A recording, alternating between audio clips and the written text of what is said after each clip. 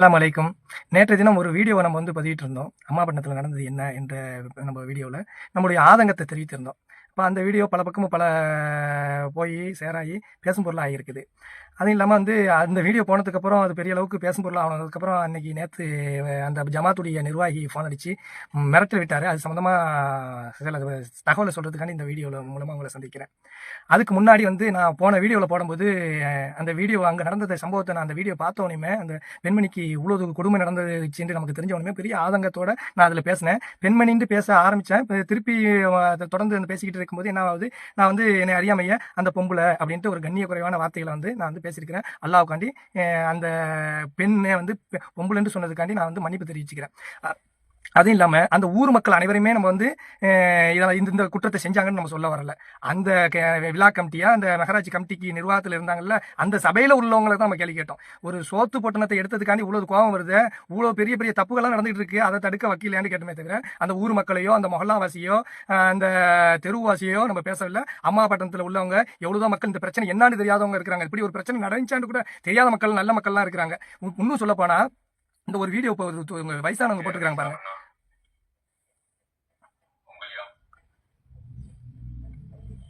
அஸ்ஸலாமு அலைக்கும் வரஹ்மத்துல்லாஹி வபரகாத்துஹு.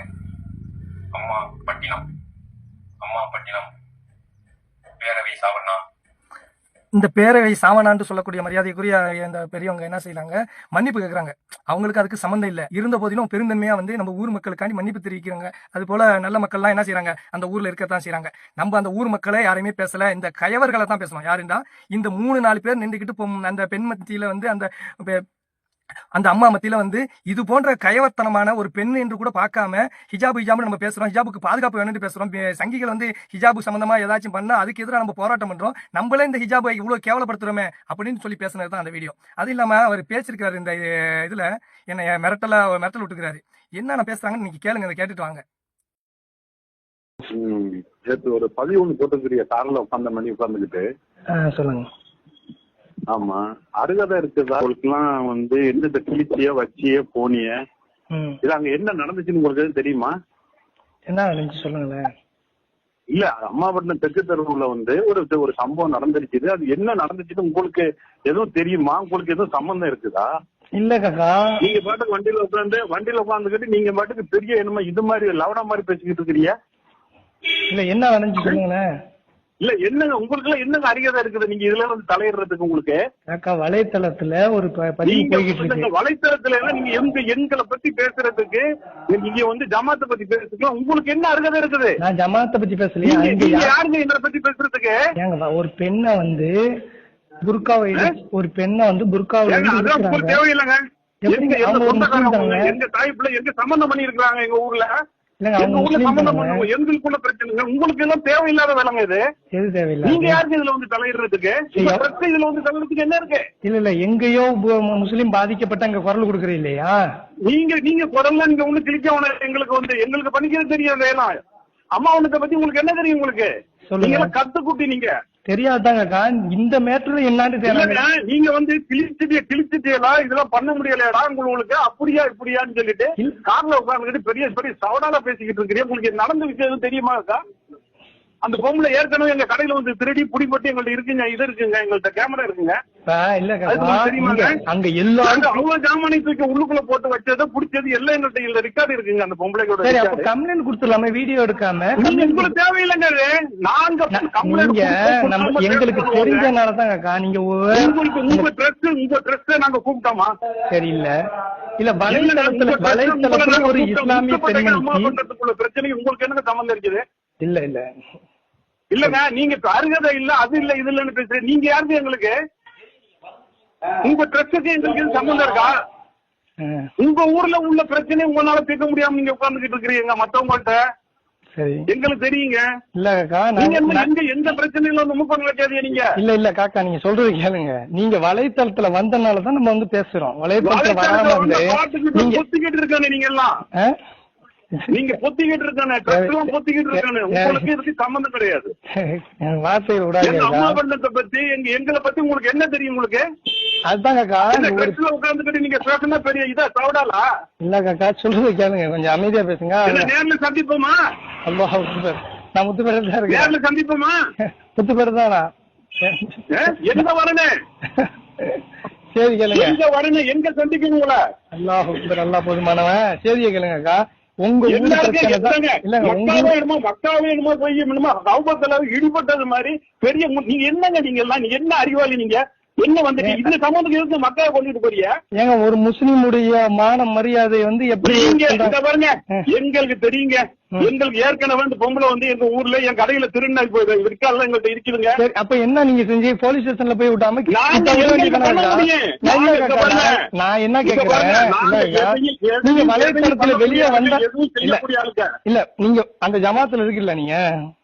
நான் ஜமாத்து செயலாளர் பேசுறேன். சரி, இருக்கிறீங்களா? இல்ல தெரியாதுல, நீங்க தான் ஜமாத்து செயலாளர் பேசுறேன். உங்களுக்கு இது அருகதை கிடையாது. இல்ல கேட்டு நீங்க எல்லாம் உட்கார்ந்துட்டு இருக்கானே ட்ரெஸ் வச்சிருந்தா பெரிய ஆளா நீங்க எல்லாம்.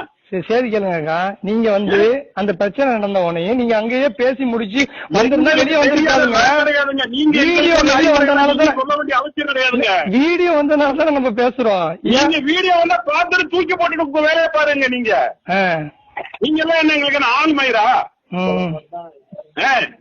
எங்க வந்து உங்களை சந்திக்கணும்னா நான் முத்துப்பேட்டை தான். என் பேர் ரியாஸ் முகமது. இருக்கிற உங்க ஊர்ல மாற்று கட்சிகள் இருக்கக்கூடியவங்கள உங்களால சரி பண்ண முடியல.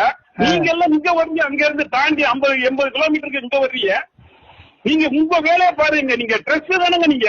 சரி, உங்க வேலை என்னமோ நீங்க அதை மட்டும் பாருங்க. எங்க விஷயத்துல நீங்க தலையிட நீங்க கிடையாது, ஆள் கிடையாது. சரி, மரியாதை இருக்காது சொல்லிவிட்டேன். சரி சரி சரி. பெரிய என்னமோ கார்ல உட்காந்து பெரிய மயிர் மாதிரி பேசுற. சரி, எங்க சந்திக்கணும்னு நம்பர் வச்சுக்கிறியா?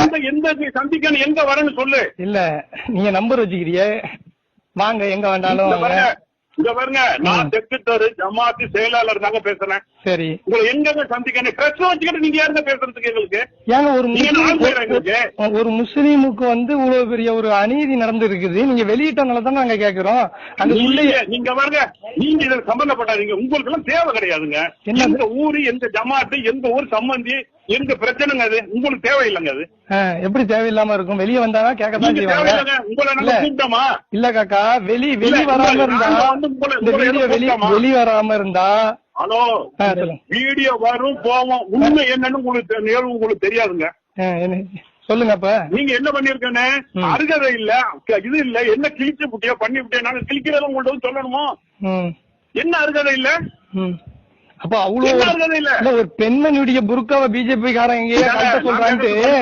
இல்ல இல்ல, பெண்மணியோட புர்காவை நாங்க பாத்துக்கிறோம். அதெல்லாம் உங்களுக்கு அதுக்கு எது சம்பந்தம் இருக்கா? ஆமா சம்பந்தம் இருக்கு. அவங்க ஒரு முஸ்லீம், நான் ஒரு முஸ்லீம். இல்ல நான் ஒரு முஸ்லீம், அவங்க ஒரு முஸ்லீம்.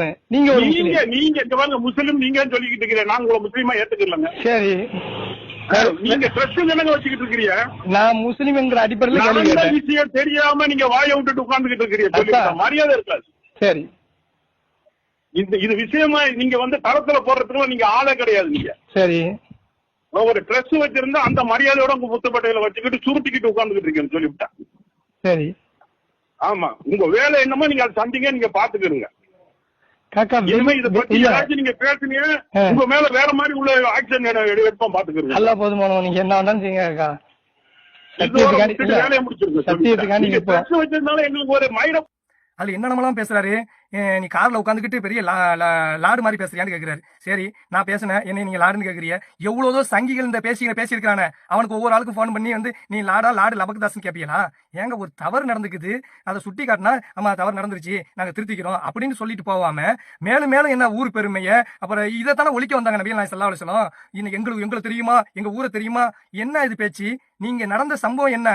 நாங்க வந்து அறக்கட்டளையில இருந்து நீங்க ஏன் பேசுறீங்க? நீங்க 80 கிலோமீட்டருக்கு அங்கிட்டு உட்காந்துட்டு நீங்க பேசுறதுக்கு என்ன தகுதி இருக்கு? ஏதோ அளவுகள் இருக்கா? நம்ம இத்தனை கிலோமீட்டர்ல இருந்தா தான் இந்த பிரச்சனையை பேசணும்ட்டு. நாங்க அறக்கட்டளை இருந்தாலும் அமைப்புல இருந்தாலும் இல்லாட்டியும் தனி நபரா பேசத்தான் ஆகும். இப்ப நாங்க அறக்கட்டளை இருந்தனால இதுல இருந்து பேசுறோம். அறக்கட்டளை இருந்தா தனி நபரா உட்காந்து பேசிட்டு இருப்போமே. எங்க உலகத்தில் எங்கேயாவது ஒரு முஸ்லீமுக்கு பாதிக்கப்பட்டா அதை குரல் கொடுக்கறதா ஒரு முஸ்லீமுடைய பண்புண்டு நபிகள் நாயகம் ஸல்லல்லாஹு அலைஹி வஸல்லம் சொன்னாங்களா இல்லையா? அந்த அடிப்படையில் நான் கேட்டோம். பாலஸ்தீன மக்களுக்கு தொடர்ந்து இஸ்ரேல் பயங்கரவாதிகள் வந்து பொழுதுனைக்கு என்ன செய்யறான், மக்களை கொண்டு குமிச்சுக்கிட்டு இருக்கான். அதை நம்ம இங்க துணியோ கிலோமீட்டருக்கு அங்கிட்டு பேசலையா? நீ பேசக்கூடாது, நான் பேசக்கூடாது, என்ன அர்த்தம்? என்ன பேச்சுது? ஒரு தப்பு நடந்துருச்சு, கண்டிச்சா நீங்க என்ன செய்யணும்? அதை வந்து திருத்திக் கொள்ளணுமா இல்லையா? அது இல்லாம இது பெரிய தப்பா? அந்த பசிக்காண்டியோ ஏதோ திருடிச்சுங்க. இல்ல சில பேர் என்ன சொல்றாங்கன்னா, அவங்க 80 சாப்பாடு வந்து எங்களுக்கு காண போயிருக்குது, அப்படின்ட்டு நீங்க ஒரு தரப்பை மட்டும் பேசிருக்கீங்க. அந்த பெண்மணி மத்தியில நீங்க பேசுன கரெக்ட். அவங்கள கேவலப்படுத்துறதெல்லாம் சரிதான், நீங்க சொல்றதெல்லாம் சரிதான். ஆனா அங்க வந்து 80 சாப்பாடு காணாம போயிருக்குது. அதுக்கு என்ன எங்க தரப்புல நீங்க பேச வேண்டியதாண்டு சில சகோதரர்கள் நமக்கு போன் அடிச்சு சில அறிவுரையும் சொன்னாங்க. நம்ம என்ன கேக்குறோம், அவங்க திருநது தப்பா இருந்தா, அது திருநது உண்மையா இருந்தா அவங்க வந்து போலீஸ் ஸ்டேஷன்ல என்ன செஞ்சிருக்கணும், நீங்க போய் விட்டுருக்கணும். இந்த மாதிரி வந்து நிர்வாகிகளை வந்து வச்சுக்கிட்டு இஸ்லாமும் தெரியல, மார்க்க சட்டமும் தெரியல, ஒரு இதுக்கு லாய்க்கு இல்லாத ஆளுகளை வச்சுக்கிட்டு ஹிஜாபுண்டா என்னன்னு தெரியாது, சரியத்து சட்டம் ஒருத்தவங்க தப்பு செஞ்சுட்டா சரியத்து சட்டத்துல எப்படி பெண் விசாரிக்கணும்னு இருக்கு அது தெரியாது, மகரமத்தை எப்படி பேனன்னு தெரியாது, ஒரு பெண்ணு மகன் இல்லாத பெண்ணை போய் கை போட்டு இழுக்கிறீல, ஒரு இளவும் தெரியாத ஆளுவோட நிர்வாகத்துல வச்சிருந்தா இப்படித்தான் நடக்கும். அல்லாஹ் உங்க ஊர்லயே எவ்வளவோ மக்கள் இந்த அல்லாஹ்க்கு பயப்படக்கூடிய அல்லாஹ்வை அஞ்சக்கூடிய மக்களை நிர்வாகத்துல போட்டிருந்தா இந்த பிரச்சனை நடந்திருக்குமா? இந்த பிரச்சனையுடைய காரணம் என்னன்னா இஸ்லாம் அந்த நிர்வாகிகளுக்கு தெரியல. நிர்வாகிகளுக்கு தெரிஞ்சிருந்தா இந்த பிரச்சனை வந்திருக்காது, அவ்வளவு பெரிய பூதமா ஆயிருக்காது, அந்த மூலையில நடந்திருக்கும், அவங்களை கண்டிச்சு அனுப்பியிருப்பாங்க. இஸ்லாம் தெரியாத நிர்வாகிகளை வச்சனாலதான் இப்ப என்னையும் போன் அடிச்சு மிரட்டுறாப்ல. அப்ப இஸ்லாம் தெரிஞ்சிருந்தா என்ன செஞ்சிருப்பாங்க, இது போன்ற வந்து பிரச்சனை வந்திருக்கவே வந்திருக்காது. அப்புறம் வந்து மஸ்ஜித் நபவில என்ன செய்யறாங்க, மக்கள் எல்லாம் வந்து உட்கார்ந்துட்டு இருக்கும்போது அந்த பக்கமா வரக்கூடிய ஒரு கிராமவாசி என்ன செய்யறாரு, மஸ்ஜித் நபவில தொழுற இடத்துல போய் என்ன செய்யறாரு, சிறுநீர் கழிச்சாரு. அப்ப சகாபாக்கெல்லாம் கோவப்பட்டு அவங்களை போய் சிறுநீர் கழிச்சிட்டு இருக்கிற நிப்பாட்டுறதுக்கு எந்திரிச்சு போகும்போது நிறுத்துங்க, அவர் கடமையை முடிக்கட்டும் அப்படின்னு அமைதிப்படுத்தி அவர் சிறுநீர்லாம் கழிச்சதுக்கு அப்புறம் திருப்பி வரும்போது என்ன செய்யறாங்க, அவங்களுக்கு அறிவுரை சொல்றாங்க, இது வந்து தொழுற இடம், இறைவனை வணங்குற இடம், அவங்க வந்து குர்ஆன் படிக்கிற இடம், இறை வேதத்தை படிக்கிற இடம், இந்த இடத்துல இதெல்லாம் செய்யக்கூடாது, அவருக்கு நல்ல விதத்துல அறிவுரை சொல்றாங்க. இது எவ்வளவு பெரிய மேட்ரு. இறை இல்லாம அல்லாஹ்வுடைய இறை இல்லத்துல நம்ம தொழுவக்கூடிய இடத்துல ஒருத்தவர் வந்து சிறுநீர் கழிச்சிரா இருந்தா எந்த அளவுக்கு கோவம் வரணும். இதையெல்லாம் படிச்ச ஆளுங்க நிர்வாகத்துல இருந்தா எப்படி இருப்பாங்க, அல்லாஹ்க்கு பயந்த மாதிரி அந்த சம்பவத்தை கையாண்டுக்குவாங்க. அப்ப இதெல்லாம் இஸ்லாம் என்று என்னன்னு தெரியாத மோடு முட்டிகள் வந்து அந்த அந்த மகராஜி கமிட்டியில பொறுப்புல இருந்தனாலதான் இவ்வளவு பிரச்சனை. இப்ப பிஜேபிக்காரன் எடுத்து பேசுற அளவுக்கு நீங்க கொண்டு போயிட்டீல, கதவு திறந்தது யாரு, நீங்க தானே இந்த இதை வந்து உலகத்துக்கு தெரிவிச்சது. நீங்க பேசக்கூடாது, நீங்க பொத்திக்கிட்டு வீடியோ பத்தியெல்லாம் பார்த்துட்டு போயிட்டு நீங்க தூக்கி போட்டு போங்க அப்படின்னு சொல்லல, நீங்க வலைத்தளத்துல போட்டனால தானே எல்லா பக்கம் நீங்க அந்த கதவை திறந்து விட்டீங்க. கதவு திறந்து விட்டனால உலக மக்கள் எல்லாருமே பேசுறான். அதோட என்னென்னமா சொல்றாரு, மிரட்டல் விட்டது இருக்கட்டும், அது ஒரு பக்கம் இருக்கட்டும். அப்புறம் ஒரு அந்நிய பெண்ணை தொடர்றதுக்கு உங்களுக்கு அனுமதி இருக்குதா? முதல்ல ஏதோ 2-3 பேர் கச்சலை கட்டிக்கிட்டு புர்காவுடைய சாலை பிடிச்சி இருக்கிறீங்களா? ஏதாச்சும் அறிவு இருக்குதா உங்களுக்கு? அந்நிய பெண்ணு தானே. சரி, நீங்க ஒரு ஜமாத்துல பேசுறீங்க, ஜமாத்துல பேசுறதுக்கு ஆள் இல்லையா? அடிக்கிறதுக்கு தான் ஆள் இருக்கா ஜமாத்துல? இதைத்தான் நாங்க கேட்கறதுக்கு அவர் ஏன் பேசிருக்காரு. எப்படிப்பா ஒரு அந்நிய பெண்ணை வந்து தலையை பிடிச்சி இழுக்கிறிய, சாலை பிடிச்சி இழுக்கிறிய, தள்ளி விடுறிய, அவங்க திரும்ப மூடுறாங்க, மூஞ்ச தொறாங்கிறிய, இதெல்லாம் எப்படி நடந்துச்சு? சாதாரணமா ஒரு காவல்துறையில நம்ம தமிழக காவல்துறைய ஒரு பெண்ணை விசாரிக்கும் போது ஆண் விசாரிக்க மாட்டாங்க, ஒரு பெண் போலீஸை கூட்டிட்டு வந்து தான் விசாரிப்பாங்க. அந்த கண்ணியம் கூட உங்களுக்கு இல்ல. அவ்வளவுக்கு தரங்கட்டு போய் தான் நீங்க இருக்கிறீங்க. இதுல வந்து போனை போட்டு பேசுறீங்க. என்ன பேசுறேன், முதல்ல இஸ்லாத்துல எப்படி நடக்கணும், எப்படி திருப்பி வந்து என்ன செய்யறாரு, நான் ஊருக்கு வருவேன், உங்களை வந்து ஊர்ல வந்து பாத்துக்குவேன் கொள்ளுவேன் அப்படின்ட்டு சில வார்த்தைகள் விடுறாரு. நம்ம ஊர்ல தான் இருக்கிறோம், நீங்க எப்ப வேணாலும் வரலாம், சரியா? இது இன்னொரு ஹதீஸ் மட்டும் உங்களுக்கு சொல்றேன். நபிகள் நாயகம் ஸல்லல்லாஹு அலைஹி வஸல்லம் சொல்லக்கூடிய ஹதீஸ் முஸ்லிம்ல வருது 1164. யார் ஒரு முஸ்லீம் ஃபஜர் தொழுகிறானோ அது அல்லாஹ்வுடைய பொறுப்புல இருக்கும், சரியா? நம்ம வந்து அல்லாஹ்வுடைய உதவி கொண்டு ஃபஜர் தொழுகிறோம், அல்லாஹ்வுடைய பொறுப்புல இருக்கிறேன். நீங்க வந்து ஒன்னும் கிழிக்க முடியாது. எப்ப வருவீங்க? I am waiting. அஸ்ஸலாமு அலைக்கும்.